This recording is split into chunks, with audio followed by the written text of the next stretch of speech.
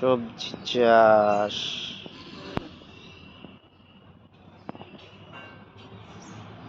Ruby, তোমার ধনিয়া গাছে ধনিয়া হয়েছে? হ্যাঁ।